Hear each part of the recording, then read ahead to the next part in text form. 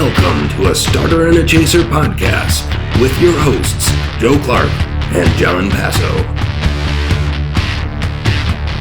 Do you ever feel like something's always watching you? Oh, hey, welcome to a Starter and a Chaser podcast, where every week we review one whiskey and one beer. I'm Professional Brewer Jon Passow. I'm Whiskey Connoisseur Joe Clarke. And what do we have for the starter, Joe? Booker's 30th Anniversary Limited Edition. Comes in a nice box. Woo! And for the Chaser, we have an uber rare barley wine from Noble Beast in Cleveland, Ohio. Nice. We don't rat, we don't run. Ooh, that's cool. I've never had one. Neither have I. All right, so on the Booker's, nice bottle, nice bottling, look at nice wax, reclaimed wood box. Why don't you pop that up there, John? Isn't that cool? That is from their Warehouse E, post-prohibition warehouse.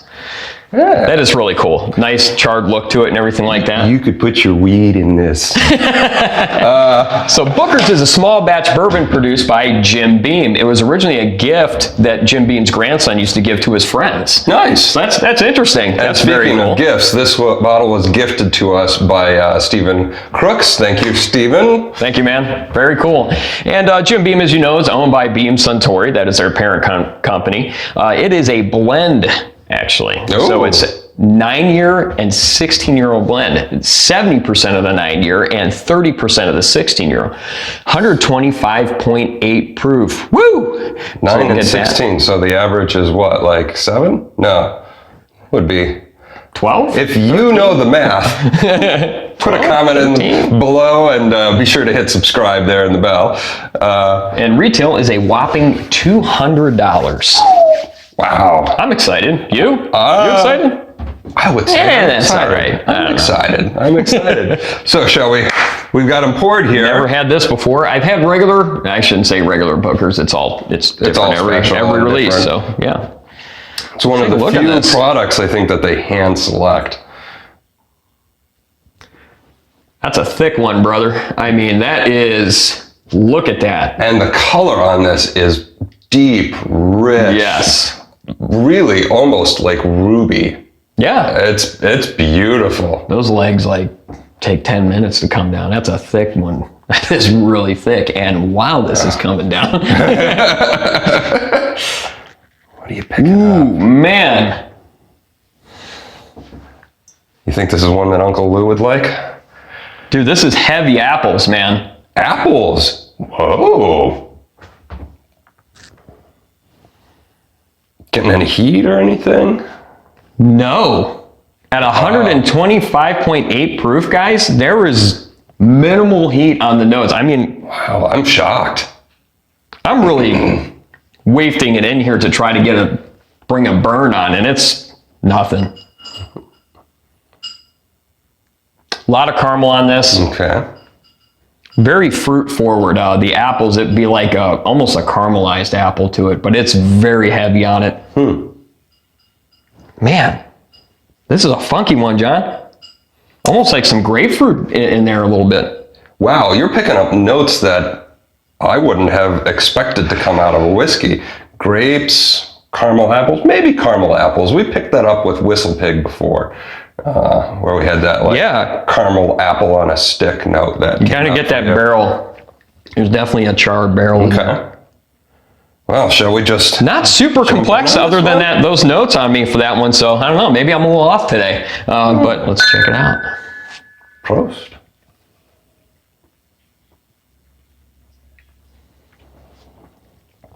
Whoa, wood. Hello, wood. So from Ooh.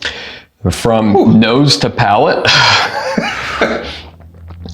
she's got a kick to her. There is that Kentucky hug, I mean, it grabs a hold of your heart and is like, doesn't want to let go. I'm going in for a second to... Yeah, because that first you have to wash that one out. shocked my palate for sure. Which isn't a bad thing, you know.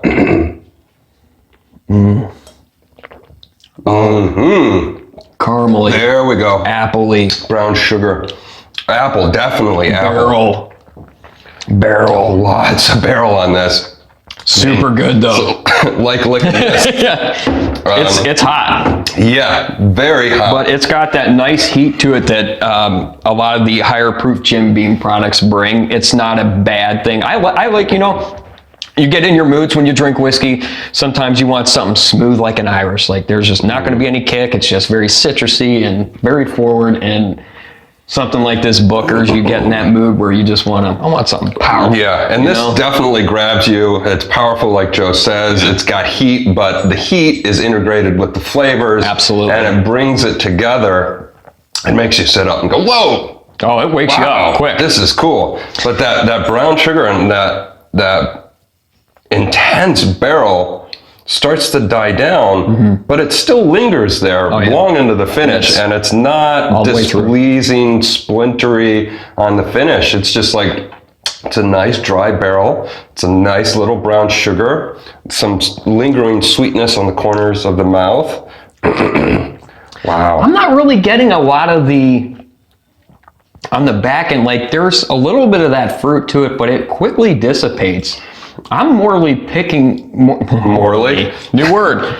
Bob Morley. Morley's he's picking up. More so picking up like your heavy caramel notes. It's like a charred caramel.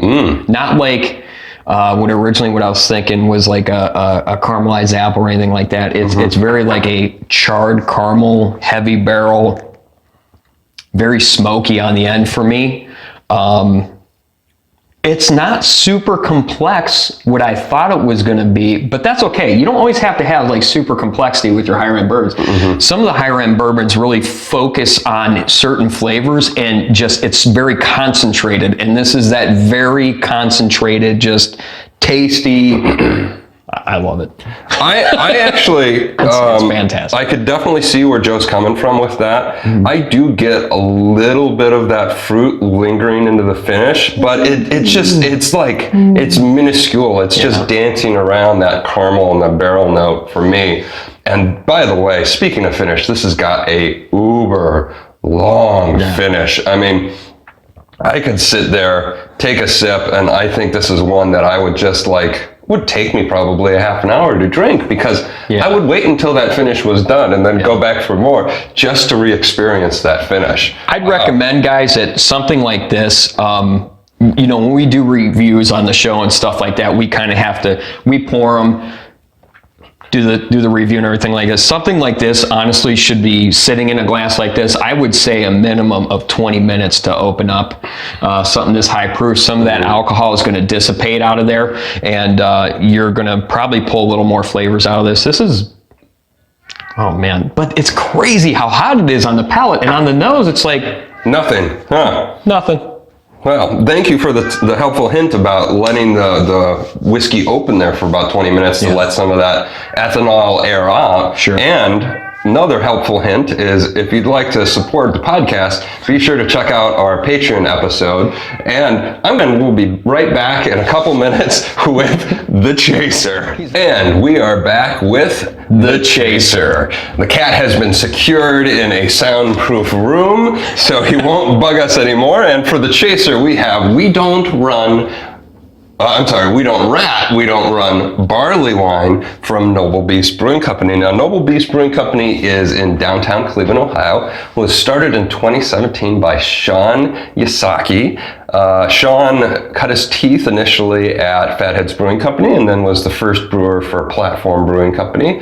And he went on now to start his own brewery, Noble Beast Brewing Company, which, by the way, if you visit, keep an eye out for some of the toys that are hidden throughout the brewery. It's a fun little challenge that I didn't realize was there, even though I've been a ton of times.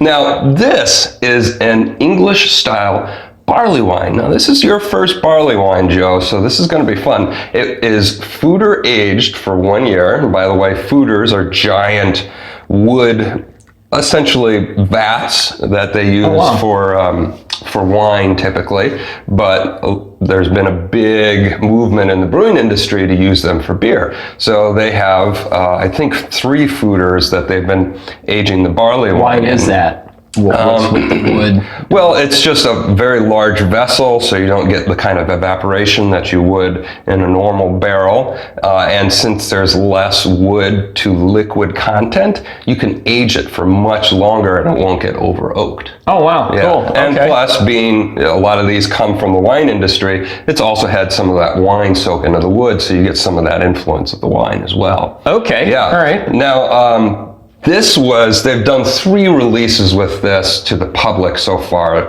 It's all their first batch that's been aged a year, but this is the hand-numbered version that they first released and then sold out within minutes. This is bottle number 88. We got to really give a good shout out here to Jason Hess. Thank you, brother, for donating this bottle. Appreciate it. You know, I was bummed that I wasn't able to get it, and he swooped in and said, you know what? You guys can have my bottle. And he donated dude. it. So, Powerful, man. Thank you. absolutely. Thank you, Jason. Nice. Now, this is done in the Solera method. And so every year when they pull some of that liquid out to bottle, they replace it with that year's brew. So they're going to continue to keep that foeder topped up. And so it's a lot of wineries will do that. Some whiskey companies will do that. And you keep refreshing it. It's like the but rules- it keeps aging it. It's like the rules of an infinity bottle. Yeah. You drink 2 ounces, you pour 2 ounces of 2 ounces. something. That's cool, Same man. thing. So Pull a barrel, pour a barrel. Let's crack this open. Yeah, cool, man. So I had a quick question while you're cracking that open. You answered most of it actually within your description, so I always wondered why being a beer company or a beer producer, why it's still called barley wine. So barley wine is a term that came from late 1800s or early 1900s. I think it's the early 1900s with Bass Number 2. And it was brewed by Bass Brewing Company, and they coined the term barley wine because it was a high alcohol, very ageable drink. And so it's just been continued with that. You know, wine is usually higher alcohol. You can age wine, but this doesn't have grapes. It has barley. So hence barley wine. Speaking of high gravity, this is 15.4% ABV, 15.3% ABV. Ooh, okay. So, okay. barley wines, American barley wines, aggressive hoppy but caramely. English barley wines, more floral, earthy, but still caramely. So this is in English. What does this one look like to our Wow, viewers? this is very amber, coppery. Absolutely amber. Absolutely holding it up to light. Nice Tons of amber. reddish amber. Yeah. A little coppery note to it. Wow. Talk about, I understand why it's called barley wine now, because if I were blindfolded and someone said, smell this. Oh, that's wine. Very grapey. It's very grape forward. So you're probably picking up some of those notes from the foeder having been Heavily. wine. Yeah, and it's heavily. Coming right through. The wine's coming way through on this. That's just, it is what it is there, John. It's very grape forward. And they fermented this with 2 different yeast strains, and the second yeast that they used to finish it off was a wine yeast, actually. Okay, So that's why. some of those fruity esters that you get from the wine yeast are probably showing this up and then adding to that vinous quality of this. Okay. Yeah, because it's definitely a vinous quality. I'm sure my wife, who drinks a lot of wine, she loves wine, by the way. I guarantee, blindfolded also would be like, this is wine.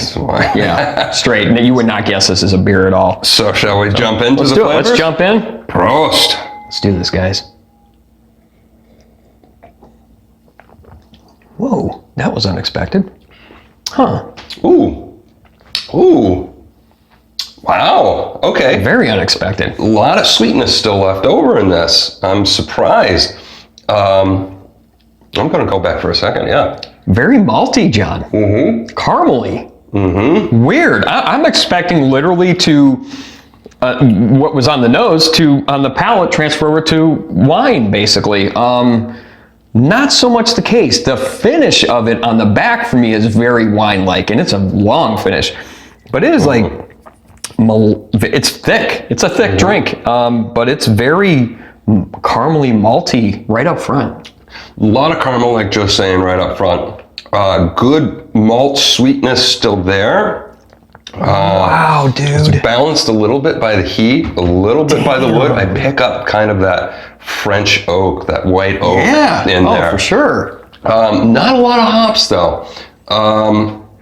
Now barley wines are meant to be aged. Generally getting them fresh, they're all across the board. They're too intense. They need to mellow. This has been mellowing for a year already, and you can tell. This, I think, right now, it's tasting delicious. I think in 5 years, 10 years, 20 years, this is gonna stand the test of time and be So you really can changing. age these That's the forever. Point. That's the point of barley wines. Not forever, but a very long time. Yeah, I think it is Noble constantly Beast is saying cycling, 25. really, right? Well, they're doing that, but in the bottle, sitting it down in your cellar. Right. You know, like forget Jim about does. that these. By the way, you could see that episode right here. Where we visited our friend's beer cellar aging beers. And this has got that caramel, it's got the wood, it's got the kind of wine note to it. I don't get a lot of hops though. Yeah, I always forget that like whiskey in a bottle, when they bottle at 12 years old, stays 12 years old. But beers and wines and stuff continue to age in the bottle. For those of you that don't know, I'm sure you do. But wow, this is incredible. This is really cool. I love that they're doing the Solera method with this and constantly refreshing it, but also constantly aging it. And I can't wait to get my hands on a bottle to put in the cellar and see what it does. What an episode. I mean, it has been an episode. 30th anniversary Bookers. Don't Rat, Don't Run, English Barley Wine, my first, another first. Yeah. Let's do the final thoughts. Okay. Yeah. Final thoughts on Booker's limited 30th anniversary. Stephen Crooks, thank you. Amazing. I love it. It's incredible. It is not super complex, but what it does put out there, it's very concentrated and really hits you hard. It's one of those really heavy bourbons that I like. Yeah. Absolutely. It's big, it's bold. It has some complexities, but where its charms lie is in that finish. Yeah. That finish is long and beautiful, and you just want to sit there with the glass in your hand and not drink and just relish in that finish. So really, really cool. If you like barrel forward whiskeys, that's the one. Now, speaking of barrel, giant foeder barrel aged. Yeah. We don't run barley wine from Noble Beast Brewing Company. Jason Hess, thank you so much for donating. Joe, what are your thoughts? Another amazing local offering from Cleveland, Ohio, because that's where we are. And I didn't know that Noble Beast was a Cleveland, Ohio, another beer manufacturer. I am intrigued to try a lot more of their products. This is my first barley wine, and I can't just leave it down on the table here because I'm not a big wine guy. I've never been a huge beer guy. Obviously, this guy right here is changing that. This is one drink at a time. Beer and wine in one, and it's a beautiful marriage of a drink. It really is. Being a whiskey guy, I really like this a lot because it almost has like that mouth feel of a whiskey type drink. It's very cool. One of our viewers, Mark Domo, always is interested in pairing whiskey and beer, and this would be a great one to highlight doing the starter and the chaser with. Like in one glass. Yeah, absolutely. Right. I'm going to kind of mirror what Joe said a little bit. This is just absolutely a beautiful barley wine already. 1 year aging into it. I think it's just going to get even better and more complex as it goes on. Some of that intense malt sweetness that we're getting on this right now is going to mellow and change and age. And not to say that this is cloying. It's going to lose some of that sweetness and get a little bit more round. So right off the bat, 1 year in, this is fantastic. It's going to even just get better and better as time goes on. So so far, perfection, guys. Yeah, Sean, Way to go, dude. Yeah. Way to go. And I'm a caramel head on drink, so this is my up my your alley, man. Yeah. Yeah, so that is this week's episode of A Starter and a Chaser podcast. Be sure to tune in next Wednesday for another episode, and we also do the special episodes every other Monday. So thank you very much for tuning in. Hit subscribe, leave a comment, thumbs up. All right. Now, That's it. You were just saying that sometimes you feel like somebody's watching me. It might have been them.